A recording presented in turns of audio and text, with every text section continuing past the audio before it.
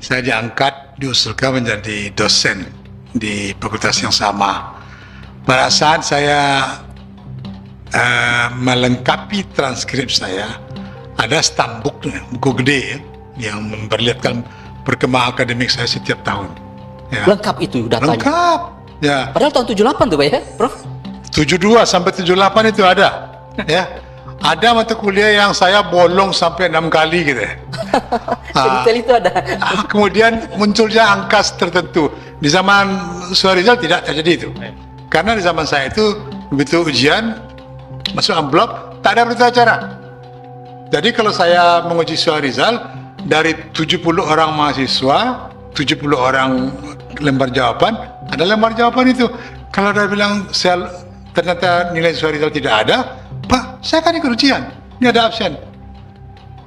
Penelusurannya kan gampang, saya tanya pengawas, selesai pengawas itu ke bagian akademik yang mempacking itu, setelah itu ke saya. Jadi akan tahu di mana bocornya persoalan itu. Itu di zaman 78 gitu. Ada stambuknya bahasa sekarang. Dulu sekarang itu sudah ada indeks data digitalnya. Pasti lebih mudah melewatnya. Satu. Jadi yang kedua, polemik ini muncul, kesan saya Gajah Mada ragu-ragu sebenarnya. Rektornya bilang begini, mantan rektornya bilang tidak gitu. Mantan rektornya bilang tidak. Orang yang juga tahu dinamika ekonomi, dinamika akademik di Gajah Mada hari itu. Jadi walaupun formal hari ini yang berkuasa adalah rektor incumbent, tapi rektor sebelumnya tentu juga memahami dinamika itu. Bahasanya justru berbeda. Apa yang terjadi sesungguhnya? Nah, biarlah Gajah Mada menjawab itu. Tapi menurut saya ini amat menyedihkan betul sebenarnya. Universitas punya reputasi Gajah Mada demikian rupa terantuk untuk persoalan ini, walaupun orang yang bersangkutan adalah Presiden Republik Indonesia. Kedua, paling tidak instansi resmi hari ini, apapun yang dia katakan, orang masih punya reservasi untuk tidak menelan 100%. Skeptis gitu ya? Saya tidak mengatakan skeptis untuk tidak menelan 100%, karena kita dibayangi oleh rezim lampau bahwa hampir semua cabang kekuasaan terinfiltrasi oleh kekuasaan. Ini yang membahayakan sebenarnya. Saya tidak tahu resonansi itu masih ada sekarang atau tidak. Saya agak susah mengatakan kalau orang bertanya ke saya, oh nggak ada lagi itu. Sama dengan statement orang lain, kan sudah Barreskrim mengatakan demikian, apa lagi? Ya, proses, saya persis tahu itu, proses satu perkara tidak selesai di Barreskrim, walaupun dia punya hak untuk SP3 kan. Kalau selesai di Barreskrim kan tidak perlu ada pengadilan dan kejaksaan. Jadi pahami itu. Dengan memahami itu demikian, maka kita tidak buru-buru mengambil kesimpulan. Tidak buru-buru mengambil kesimpulan. Ya, teman-teman, kita masih mengikuti bagaimana dengan perkembangan kasus ijazah Pak Jokowi. Di sini dikatakan ijazah Jokowi tanpa sensor akhirnya dirilis, drama berjilid-jilid segera berakhir.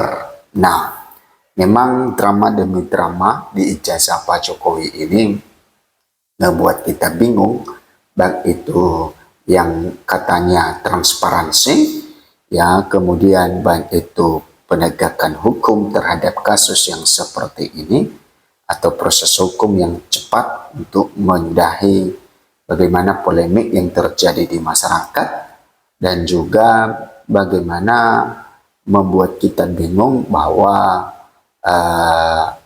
apa yang menjadi patokan utama dalam hukum seperti ya kasus ini, ya, karena yang satu bilang A dan yang satu bilang B. Jadi ya ini tergantung dari siapa yang dia dukung, ya. Jadi hal seperti itu yang bikin kita menjadi bingung mana ya hukum yang sebenarnya, karena punya penafsiran hukum yang berbeda-beda. Nah, jadi memang kita berada di negara demokrasi, dan harusnya untuk penafsiran hukum ya tentu punya tujuan yang sama. Oke, Senin malam 9 Februari 2026, lini masa media sosial mendadak riuh. Bonatua Silalahi menekan tombol post di akun pribadinya. Dalam hitungan detik, 2 foto salinan ijazah Fakultas Kehutanan Universitas Gadjah Mada UGM milik Presiden RI ke-7 Joko Widodo atau Jokowi terpampang berdampingan tanpa sensor. Satu berstempel legalisir merah yang dipakai saat pendaftaran Pilpres 2014.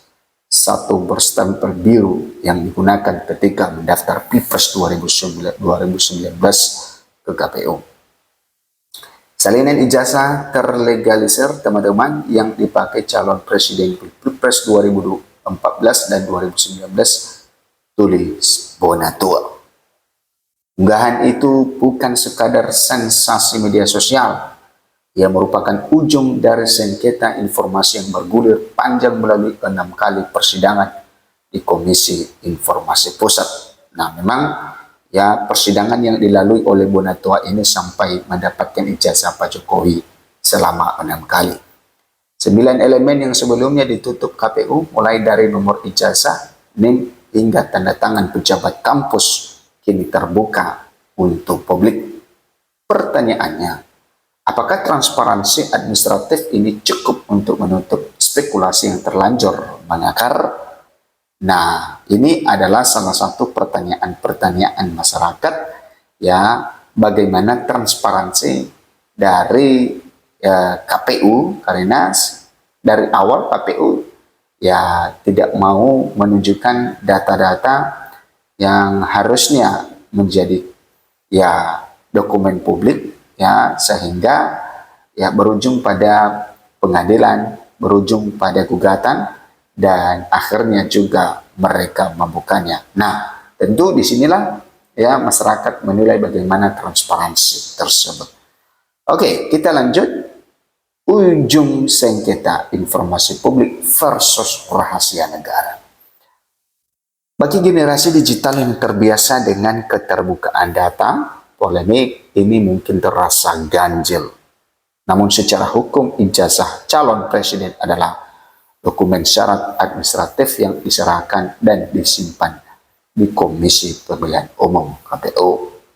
Selama bertahun-tahun, KPU ya merujuk pada keputusan nomor 731 untuk menyensor bagian-bagian krusial ijazah dengan alasan perlindungan data pribadi. Jalur hukum yang ditempuh Bonatua mematahkan sikap tersebut. KIP memutuskan bahwa ijazah yang digunakan untuk mencalonkan diri sebagai pemimpin negara merupakan informasi publik yang terbuka. Perjuangannya memang panjang, tetapi saya berterima kasih kepada KPU. Kita selesaikan permasalahan kita, ujar Bonatua saat menerima dokumen tersebut. Dengan dibukanya salinan ini, KPU secara implisit menegaskan bahwa dokumen itulah yang diverifikasi dalam 2 edisi Pilpres terakhir, baik 2019 ya maupun 2014.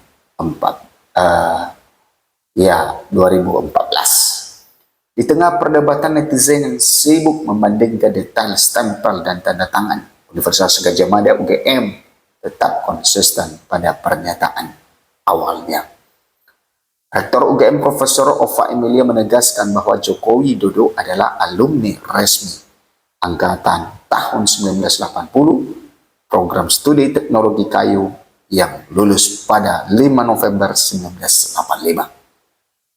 UGM memiliki dokumen autentik mengenai keseluruhan proses pendidikan beliau, tegas Profesor Eva Emilia. Pihak kampus juga menjelaskan bahwa perbedaan format atau corak ijazah pada era tersebut merupakan hal yang wajar, mengingat sistem administrasi belum terkomputerisasi seperti sekarang ini. Namun Profesor Ova memberi catatan tegas bahwa kampus tidak berkewajiban terus-menerus melakukan klarifikasi. Cara yang tepat adalah orang tersebut menunjukkan ijazahnya kepada kita, karena ijazahnya ada di orang tersebut tambahnya. Nah, ternyata bahwa ya dari Rektor UGM sendiri mendukung ketika ijazah itu ditunjukkan, ya, supaya tidak berlarut-larut, supaya tidak berkepanjangan dan tak berkesudahan. Maka ternyata pada akhirnya mereka setuju kalau ijazah itu ditunjukkan ke hadapan publik, sehingga tidak membuat spekulasi banyak, tidak ya menuduh sana sini dan lain sebagainya. Nah, antara analisis ilmiah dan echo chamber politik, alih-alih meredam polemik terbukanya dokumen KPU justru menjadi bahan bakar baru bagi kubu kritis. Gunatua menyatakan bahwa salinan tanpa sensor itu identik dengan sampel yang selama ini dianalisis oleh Rosario Resmond Sianipar dan juga Dr. Tifa. Kuasa hukum Rosario, Refli Harun, menilai klaim palsu yang diperdebatkan selama ini merujuk pada objek yang kini terbukti berasal dari dokumen resmi KPU. Artinya apa yang diteliti oleh Roy dan kawan-kawan adalah objek yang biasa yang bisa dipertanggungjawabkan, kata Refli saat mendampingi Gunatua menjadi ahli Polda Metro Jaya Rabu 11 Februari 2026. Di sisi lain, kuasa hukum Jokowi yaitu Yakub Hasibuan sejak awal menyebut tuntutan untuk menunjukkan ijazah asli sebagai sebuah kontra logika. Menurutnya, memperlihatkan dokumen asli pun serta-merta menghentikan keraguan. Ini bisa bentuk presiden buruk. Bayangkan jika semua pejabat publik dipaksa menunjukkan data pribadinya hanya karena ditekan publik, negara bisa chaos, jelas Yakob. Nah, itu teman-teman ya mengenai kasus ini, dan terus bergulir kasus ijazah ini, dan tanpa ada titik terang untuk menyelesaikan kasus ini. Kita tidak tahu apakah sampai nanti dari tahun 2029, apakah sampai di tahun 2028, 2027, yang penting di tahun 2026 ya kasus ini masih terus bergulir.